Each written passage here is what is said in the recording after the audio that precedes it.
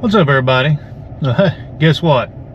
A lot can change in a couple of weeks. Man, I was excited that I done my first podcast and had a lot planned for that following week, and then that Monday had a head injury, and it kind of scrambled my eggs a little bit. So the last couple of weeks I've been incapacitated. I'm still incapacitated, and not only that, we suffering through the hurricane that just went by, and no power, no anything. I got a little battery left in my GoPro here, so I figured I'd sit and talk to it since I'm bored. But anyway, moral of the story is things can change in a hurry.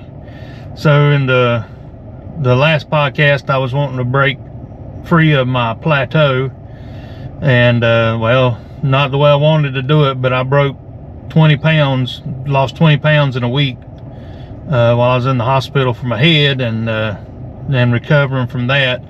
I'm starting to put back on a couple pounds, but not the plan to lose weight that way. And but anyway, I did break free of the plateau. Now I don't know what's going to happen when everything gets back straight or whatever. But also for my channel, I had a couple videos pre-made and just kind of sitting there that I hadn't published, and I was trying to separate my spam videos and things like that, but whatever.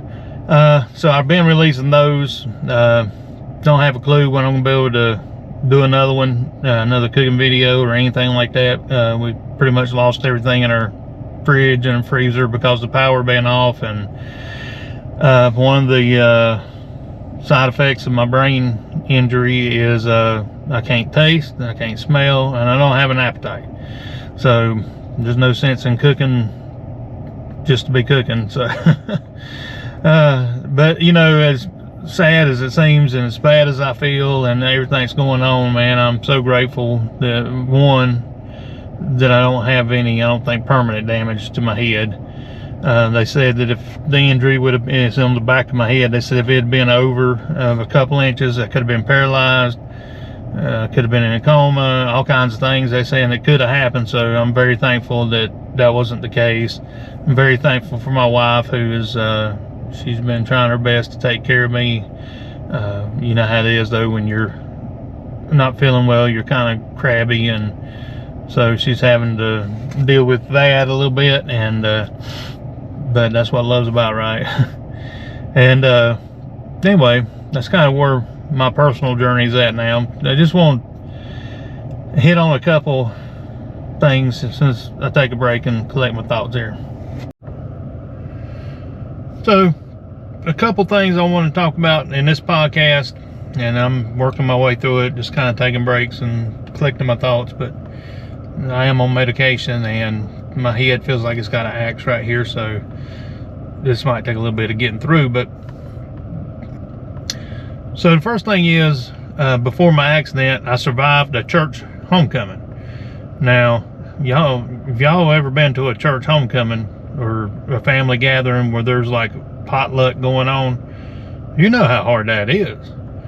And I don't have the greatest willpower in the world, but the way I overcame it was I took meals, or I took food that I knew I could eat. And I was blessed enough where other people at that particular church knew that I was doing keto, and actually made some keto meals as well, even though they're not doing it. They just like the taste of zucchini lasagna and things like that. And but I think they did it to help me out a little bit too. But so I survived that. So a few weeks ago I received well, actually it was a few months ago, I received the thermometer that I've done a review on a couple weeks ago. And since I've had my channel, that was the first time somebody had actually sent me something to try out. And I felt like it was an honor. It's something that was in line with my channel and everything. But so I did that video, and I enjoyed doing it. And they provided some discounts for my viewers. If you go back to it and look down through there, you can use some of those discount codes. But I said all that to say this: my livelihood is not based on YouTube, and I'm not a professional YouTuber, as you well probably know. My primary income comes from the factory, and I do YouTube as a hobby, and if there's perks that come along my way, I'll indulge in those and try them out. But I'm always going to be honest. I'm always going to be real. And I told them if I didn't like the product, either I wasn't going to do a video on it, or I just tell them I wasn't going, or I was going to give it a bad review. But it turned out to be a good product, and I liked it. But just kind of give you a little back look into my channel and how I'm thinking as I'm moving forward and things like that. And then the other big thing that was on my mind before my brain got scrambled up was cheat meals. And is it all right to cheat while you're doing keto? And I've got an opinion about that. You're a grown adult. You can do whatever you want to do, right? If you want to go eat ice cream 7 days a week, you can do that. That's fine. Your keto journey is your journey. But let me say this. How do I put this? While you do have the option of cheating, is that the best thing to do? And this is just my opinion. I know that there's some strong opinions out there on cheat meals and things like that, and people get mad and huffy and puffy about it, but I'm not. My opinion is this, and I come from a different angle than a lot of people as a former alcoholic. When I was going through my recovery and I was working through the steps early on, there's no cheating in AA. If you fall off the wagon and drink a beer or a shot of anything, it has the potential 9 times out of 10 of throwing you into a spiral, especially if you're an addict. And so here was my thing when I come into the keto lifestyle. Was I knew I was addicted to food. I was addicted to carbs, addicted to sugar, all that good stuff. And I know if I hit just a little bit of it, it's going to light up all those receptors in my mind, and it's going to be wanting it all the time. I have cheated, and I have cheated several times and done okay, but I was a long ways into my journey before I ever took that step to where I felt like I can do a meal and be okay. And even if I did cheat, it wasn't something ridiculous like a whole sheet cake or something. I might take my wife out to eat and eat a normal meal, and even then it was something that I couldn't usually make myself. So anyway, you do have the option of cheating, and you have the option of paying the consequences for it. And I know it's sounds like I'm sidestepping, but it's the truth. It's your personal journey. I've been on the yo-yo thing for most of my adult life, and when I finally wanted to get off that roller coaster, I had to make significant changes. So my advice, if you're asking, which I know you're not, but I'm going to give it to you anyway. My advice is, if you're just starting keto, I would wait at least minimal 90 days before I broke the plan at all. 90 days, if not longer. And here's the thing about that: don't have a cheat day or a cheat week or a cheat month. Have one cheat meal if you're going to do it, and be done with it. And guess what's going on? I'm going to go ahead and predict what's going to happen. I've seen it time and time again in forums and everywhere else. Everybody cheats. The first thing that happens is they feel regret that they've done it.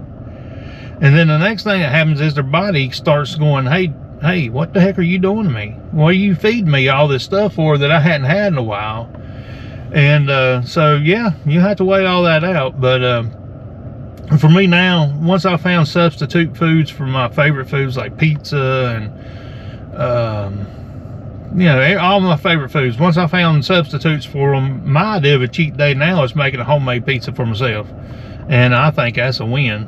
So I know it's controversial. I know you're going to do what you're going to do because you're an adult, and that's what adults do. They make their own decisions, and they reap the consequences of them a lot of times. But I thought I would give it my perspective as being a carb addict and treating it like addicts treat their addiction. You have to be careful. I remember watching the Keto Twins, and one of them, I can't remember which one, and one of them was talking about the whole process of having a cheat meal or cheat day, and then it cost her. So if that's what you want to do, or what you want to risk, I guess that's okay. You're an adult, whatever. But hey, that's the whole point of the podcast, is just talk about things, and in my opinions don't amount to a whole lot. That's just coming from the angle that where I'm at in my life and what I've been through. And anyway, hey, I'm grateful for all Olevians. I know I ain't been as upbeat as normal, but I really wanted to tell all Olevians thank you for those that have been praying and thinking about me. I appreciate it. I hadn't really released all the information. I've tried to put it on some of the forums I'm a part of, but I appreciate it so much, and appreciate you watching my videos. If you get some time while I'm down, you can go back and look at some of my earlier videos and see how I'm still as goofy now as I was then. All right, our power finally came back on. I'm thankful for that, and just want to once again say thanks to everybody that's reached out to me for my head and everything, and checked on us, people that I know personally, and people that I know through the YouTube channel and all that. But thank y'all so much, and we appreciate that. And also, if you feel compelled to help out in the disaster that's going on, I've put some links in the description. I know they're reputable places that you can donate to if you feel like that's something you'd like to do. But just check the description and you can see those links. And hey, until next time, me and old Samson want to wish you a blessed day, and we'll see you when we see you.